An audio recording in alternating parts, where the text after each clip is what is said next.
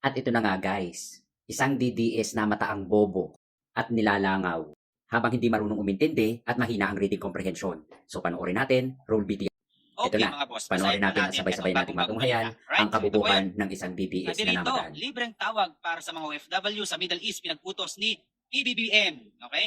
So ibig niya sabihin mga boss ay libreng tawag daw po para sa mga OFW sa Middle East. Yan po ang bagong pinag-utos po ni PBBM. Nakang pa mga boss. Ano klaseng tawag? Cellphone number? Makakatawag ka nga sa Middle East kahit na messenger eh. Libreng-libre pa yun. Di mo na kailangan ng cellphone number. Messenger lang eh. Pwede mo na tawagan. Ano pa? O ano pa yun? Telegram. Viber. Di ba? Malalaman mo talaga kung mahina ang pang-intindi ng isang tao.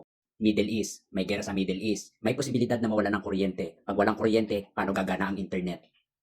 Paano gagana ang mga tower? Paano magkakaroon ng signal? Di ba? May gera nga eh. May sigalot.